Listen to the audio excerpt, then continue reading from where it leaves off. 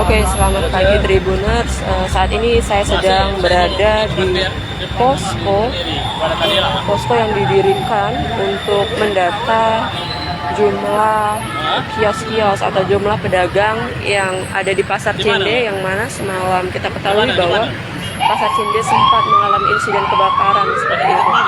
Jadi untuk para pedagang ataupun yang memiliki kios di Pasar Cinde yang semalam sempat terkena insiden kebakaran itu bisa mendatakan diri di posko yang disediakan. Itu tepatnya berada di depan Bank Mandiri seperti itu, Tribuners. Oke, dan ini untuk meja pendaftarannya ya. Maaf Mbak, kalau untuk sejauh ini udah berapa yang ininya? Udah berapa yang mendaftar? 52 ada ya? Udah 52 ya? 52 ya?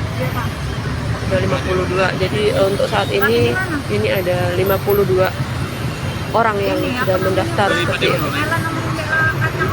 Oke, jadi untuk misalkan ada sanak saudara atau keluarga yang mungkin terdampak seperti itu ya, ini bisa mendatakan diri di posko yang sudah disediakan, di mana kebakaran ini terjadi di Pasar Cinde, Palembang semalam sekira pukul setengah 12 gitu ya, Tribuners.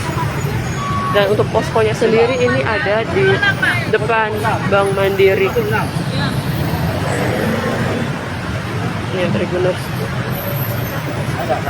Juga tampak ibu yang ingin mendatakan diri gitu ya sebagai pedagang yang ya ataupun yang terdampak insiden kebakaran seperti itu. Iya, takut gitu. Oke, baik, Tribuners. Jadi sekali lagi, jika ada dari viewers saya ini yang di sini ini ada yang berdagang di Pasar Cinde yang semalam sempat terbakar, itu bisa mendatakan diri ke posko yang sudah disediakan seperti itu. Ini sekali lagi tempatnya ada di depan Bank Mandiri ya, Tribuners.